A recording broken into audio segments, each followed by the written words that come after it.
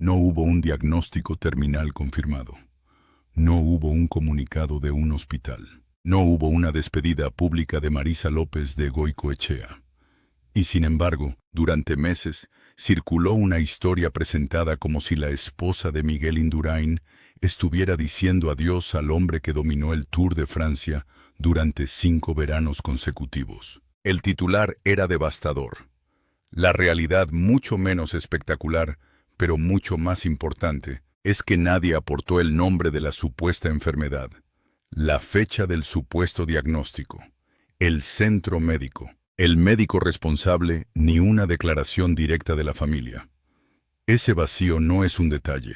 Es la prueba principal de que estamos ante una narración construida para provocar miedo y emoción, no ante una noticia médica verificada. La confusión comenzó cuando Miguel tenía 61 años. Había nacido el 16 de julio de 1964 en Villava, Navarra. Y por tanto, cumplió 62 años el 16 de julio de 2026. El dato parece pequeño. Algunos videos continuaron utilizando durante meses la frase «a los 61 años», incluso después de su cumpleaños, porque el título original había quedado congelado en Internet. Mientras tanto, la vida real avanzaba. Miguel seguía apareciendo en actos ciclistas, seguía opinando sobre el Tour y seguía pedaleando. El hombre descrito como víctima de una tragedia silenciosa estaba públicamente activo. La contradicción más clara llegó a finales de julio de 2026, apenas unos días después de que cumpliera 62 años. En Navarra se celebró una nueva edición de la marcha cicloturista vinculada a su nombre. Diario de Navarra informó de que, por primera vez, participaba toda la familia Indurain. Miguel estaba allí. También su hermano Pruden.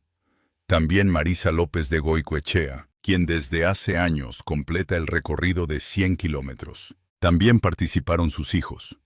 No era la imagen de una despedida secreta. Era una familia reunida alrededor de la bicicleta, el objeto que durante décadas definió su vida pública. Ese solo hecho no permite afirmar que una persona carezca de cualquier problema médico. Nadie desde fuera puede conocer la totalidad de la salud privada de otra persona. Pero sí permite establecer algo esencial.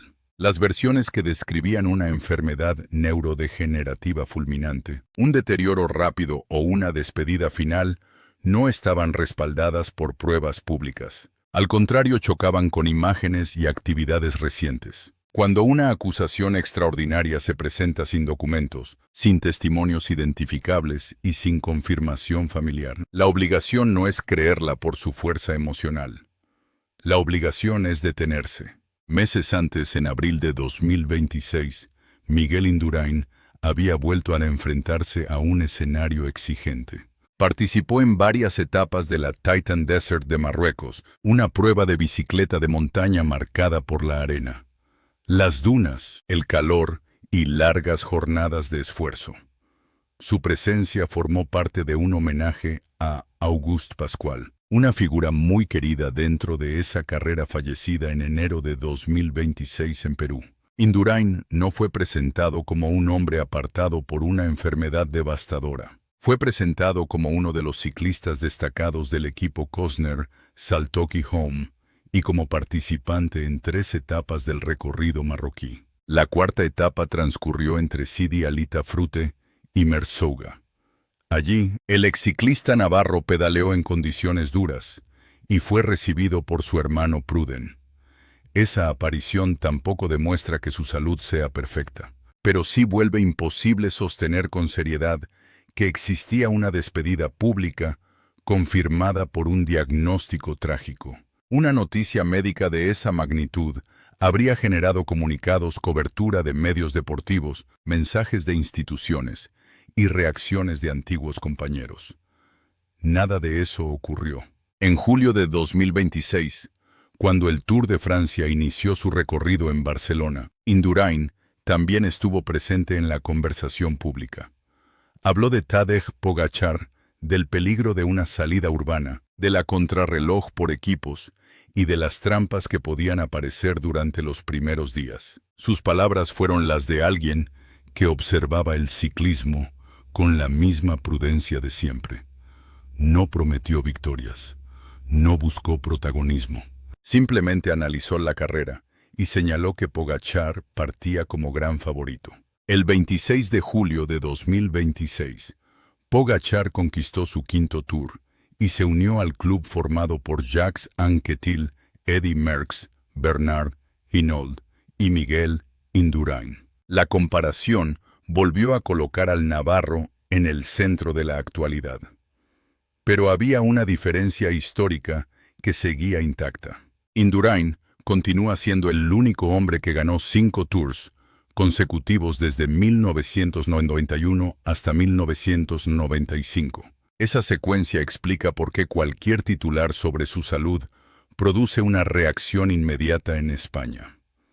Para millones de personas, su nombre no pertenece solo al deporte, pertenece a una época entera. La pregunta entonces es inevitable. ¿De dónde salió la idea del diagnóstico?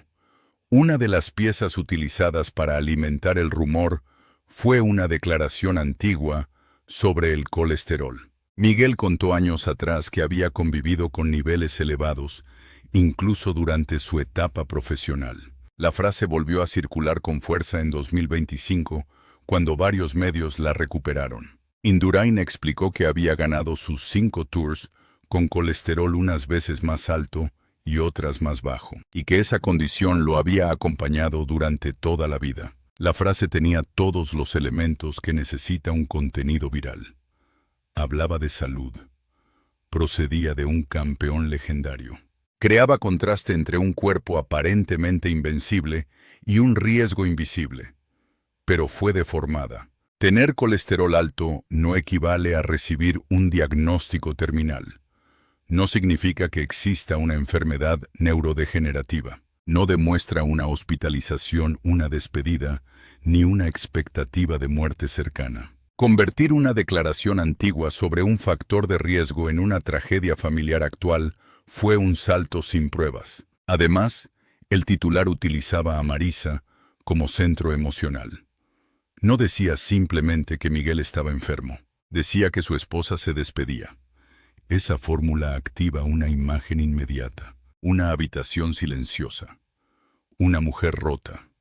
Una familia preparándose para el final. Pero ninguna entrevista verificable mostraba a Marisa pronunciando esas palabras. No existía un video completo de ella hablando. No aparecía un medio, una fecha o un lugar. La supuesta despedida era una escena escrita desde fuera. Marisa López de Goicoechea ha mantenido durante décadas un perfil discreto. Su relación con Miguel comenzó a finales de los años 80. Algunas biografías sitúan el inicio de su noviazgo en 1988 durante una subida ciclista al Chicharro. Ella trabajaba en las oficinas de la Clínica Universitaria de Navarra, un lugar al que el ciclista acudía para someterse a controles médicos. Lejos de apartarlo de su carrera, su presencia le dio estabilidad en los años más importantes. La pareja se casó el 14 de noviembre de 1992 en Pamplona, en una ceremonia íntima. Con el tiempo tuvieron 3 hijos. La fecha de la boda resulta significativa. En noviembre de 1992, Miguel ya había ganado 2 Tours de Francia y acababa de completar una temporada histórica. Ese año, conquistó su segundo Tour consecutivo y su primer Giro de Italia. Marisa no llegó al final de una carrera. Estuvo a su lado mientras el fenómeno Indurain crecía hasta dimensiones que nadie podía controlar. Vivir junto al deportista más famoso del país significaba aceptar viajes constantes, concentraciones, controles médicos, presión mediática y semanas enteras en las que cada segundo sobre una bicicleta podía cambiar la historia. En julio de 1994, durante el Tour, la prensa registró la llegada de Marisa para acompañar a Miguel en la parte final de la carrera y en la llegada a París. El dato es importante porque muestra una presencia real, documentada y muy distinta a la caricatura construida por los rumores. Ella aparecía en momentos concretos, pero no convertía la intimidad familiar en espectáculo. Su forma de acompañar consistía precisamente en permanecer lejos del ruido. En diciembre de 1995, Miguel y Marisa posaron con su primer hijo, también llamado Miguel, en la Clínica Universitaria de Navarra. El nacimiento ocurrió después de una temporada en la que Indurain había alcanzado la cima absoluta. Había ganado su quinto Tour consecutivo y el Campeonato Mundial de Contrarreloj. La familia crecía justo cuando el campeón parecía no tener límites. La imagen de aquel niño junto a sus padres mostraba algo que rara vez aparecía durante las carreras. Detrás de la máquina de medir vatios, pulsaciones y segundos, existía un hombre que estaba construyendo una vida lejos del podio. Para comprender por qué el rumor golpeó con tanta fuerza hay que regresar a Villava. Miguel Indurain creció en una familia vinculada al campo a pocos kilómetros de Pamplona. Empezó a competir siendo adolescente y desarrolló un físico extraordinario para el ciclismo. Medía alrededor de 1,88 m y pesaba mucho más que los escaladores ligeros de su generación. En teoría, esas dimensiones podían ser un problema en la montaña. En la práctica su potencia, su capacidad aeróbica y su regularidad lo convirtieron en un rival casi imposible de quebrar. Su primer Grand Tour llegó en 1991. Pedro Delgado había sido durante años la referencia española, pero aquella edición confirmó el cambio de época. Indurain ganó la general y comenzó una secuencia que se extendió durante 5 veranos. En 1992 repitió en Francia y añadió el Giro de Italia.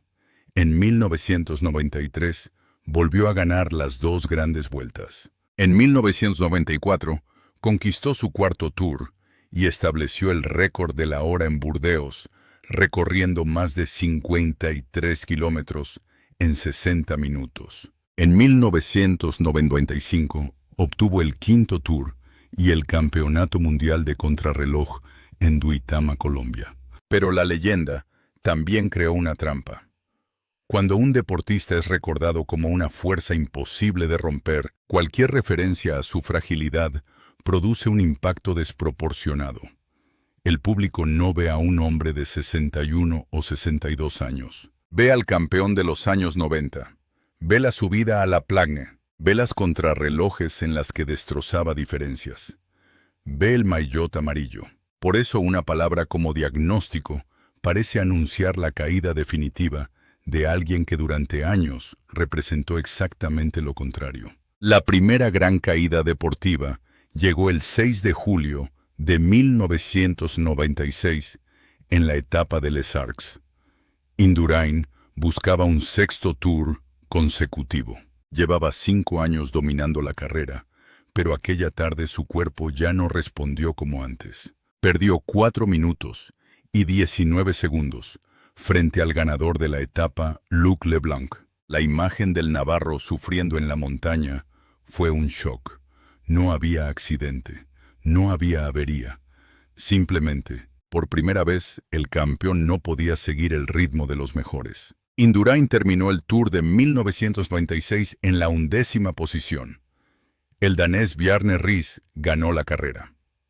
Semanas después, Miguel acudió a los Juegos Olímpicos de Atlanta y logró la medalla de oro en la contrarreloj individual. Esa victoria conseguida el 3 de agosto de 1996 demostró que su derrota en Francia no significaba una desaparición inmediata. Seguía siendo capaz de imponerse en una de las pruebas más exigentes. Pero algo había cambiado. La relación con el equipo Banesto se había deteriorado y el deseo de continuar ya no era el mismo. El 20 de septiembre de 1996, durante la 13ª etapa de la Vuelta a España, ocurrió su última escena como ciclista profesional.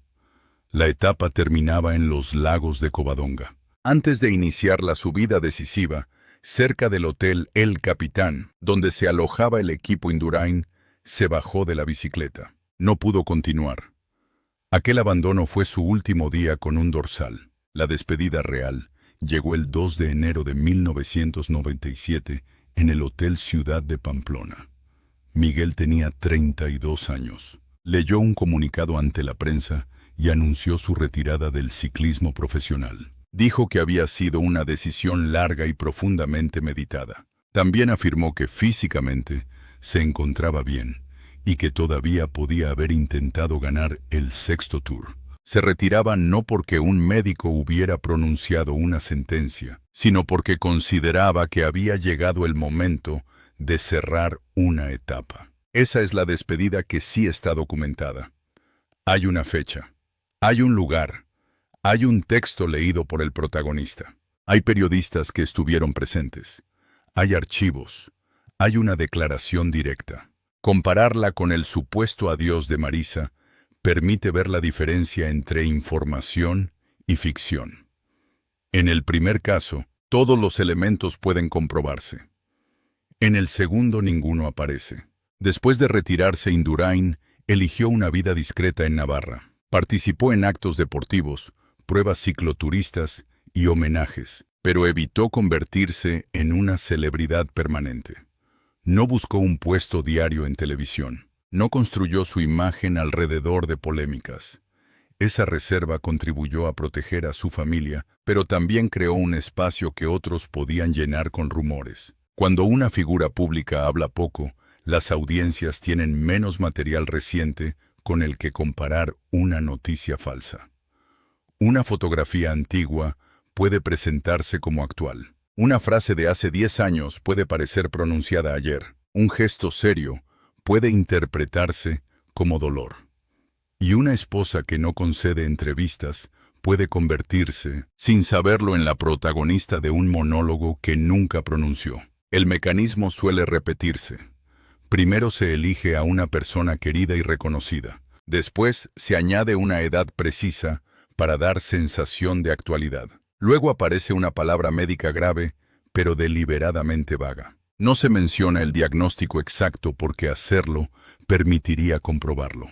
Finalmente se incorpora a un familiar cercano que supuestamente rompe el silencio. El resultado parece íntimo, urgente y exclusivo. En realidad está diseñado para evitar cualquier verificación. En el caso de Miguel, el título aprovechaba 3 símbolos. El primero era el cuerpo del campeón. El segundo, la lealtad silenciosa de Marisa. El tercero, el miedo colectivo al paso del tiempo. El espectador que recuerda al ciclista de 1995 sabe que han pasado más de 30 años. Ver la edad de 61 años le recuerda que ningún héroe permanece joven. El contenido convierte esa nostalgia en angustia y después ofrece una tragedia sin pruebas como explicación. En esta historia la mejor prueba no es una frase espectacular, es la ausencia de elementos básicos. No se dijo cuándo comenzó la enfermedad. No se explicó qué síntomas aparecieron. No se identificó un hospital. No se citó a un médico. No hubo imágenes de una rueda de prensa. No existió un mensaje firmado por Marisa. No apareció un comunicado de la Fundación Miguel Indurain. Solo había una afirmación emocional repetida de un video a otro. Mientras esa narrativa circulaba, Miguel seguía vinculado al ciclismo.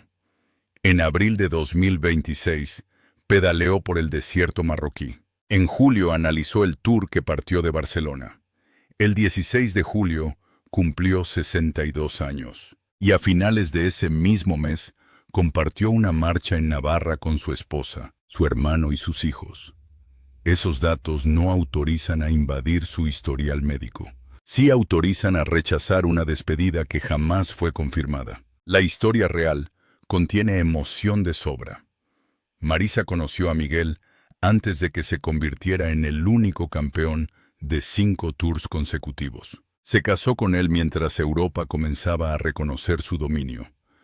Estuvo presente durante los años del Giro, el récord de la hora, el Mundial de Duitama y el oro olímpico de Atlanta. Vivió desde dentro la derrota de 1996 y la retirada de 1997.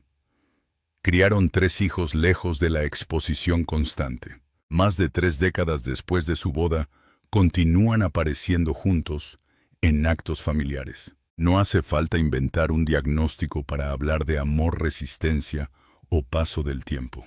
El verdadero relato está en la continuidad, en permanecer cuando los focos se apagan, en cambiar las multitudes de París por las carreteras de Navarra, en dejar de perseguir segundos y aprender a disfrutar kilómetros sin clasificación general, en aceptar que el campeón envejece, pero no por eso está protagonizando una tragedia. En 1997, cuando Miguel anunció su retirada, no necesitó adornos. Dio la fecha, reunió a la prensa y habló en primera persona. En 2026, cuando se difundió la supuesta tragedia, ocurrió lo opuesto. Otros hablaron por él, otros hablaron por Marisa, otros imaginaron un hospital y una despedida. Cuanto más emocional era el relato, menos información concreta contenía. El contraste definitivo puede resumirse en 2 escenas. La primera es ficticia. Marisa se despide de su marido después de un diagnóstico fatal que nadie identifica. La segunda está documentada. Miguel, Marisa, Pruden y los hijos participan en una marcha ciclista en Navarra a finales de julio de 2026. La primera busca provocar lágrimas. La segunda muestra una familia viviendo su presente. Miguel Indurain ya protagonizó una despedida histórica. Fue el 2 de enero de 1997, cuando cerró una carrera que incluía 5 Tours de Francia, 2 Giros de Italia, un campeonato mundial de contrarreloj, un récord de la hora y una medalla de oro olímpica. Aquella despedida fue dolorosa para millones de aficionados, pero fue real. La pronunció él. Todo lo demás debe superar el mismo estándar de prueba. Hoy, la conclusión responsable es clara. No existe confirmación pública fiable de un diagnóstico terminal ni de una despedida de Marisa. Lo que sí existe es un campeón de 62 años que durante 2026 continuó apareciendo en el mundo del ciclismo. Existe una esposa que sigue participando en la marcha familiar. Existe una familia que ha protegido su intimidad durante décadas. Y existe una audiencia que merece conocer la diferencia entre una noticia y una historia inventada. La próxima vez que una pantalla anuncie que una celebridad recibió un diagnóstico trágico, conviene buscar 5 datos antes de creer. El nombre exacto de la enfermedad, la fecha del anuncio, el lugar donde fue comunicado, la persona que habló y el medio que verificó la información. Si ninguno aparece, la ausencia no es misterio, es advertencia. La grandeza de Miguel Indurain no necesita una enfermedad falsa para recuperar la atención del público. Su historia ya contiene triunfo, presión, derrota, silencio y dignidad. Ganó 5 Tours seguidos entre 1991 y 1995. Conquistó 2 Giros consecutivos. Fue campeón mundial. Ganó el oro olímpico en Atlanta. Se bajó de la bicicleta en la Vuelta de 1996 y anunció su retirada en Pamplona el 2 de enero de 1997. Después eligió vivir sin convertir cada día en espectáculo. Marisa fue parte de ese recorrido no como personaje secundario de una tragedia ajena, sino como compañera de una vida construida durante más de 3 décadas. Su historia merece ser contada con fechas reales, imágenes reales y palabras reales, no con lágrimas inventadas. El diagnóstico más preocupante al final no recae sobre Miguel. Recae sobre una forma de consumir información que confunde impacto con verdad. Si un título consigue emocionarnos antes de ofrecernos una sola prueba, debemos detenernos, porque respetar a un ídolo no consiste en creer cualquier cosa que se publique sobre él. Consiste en exigir que su nombre, su salud y su familia sean tratados con la misma dignidad con la que él recorrió las carreteras de Francia, Italia, Colombia, Estados Unidos, Marruecos y Navarra. Miguel Indurain sigue siendo el hombre de los 5 tours consecutivos. Marisa sigue siendo la mujer que compartió con él la victoria, la derrota y la vida posterior al ciclismo. Y la despedida que algunos anunciaron nunca fue confirmada. No hay un adiós documentado. No hay una sentencia médica pública. Hay, en cambio, una lección sencilla. Cuando la realidad parece menos dramática que el titular, no debemos mejorarla con ficción. Debemos contarla con precisión. Esa es la verdad.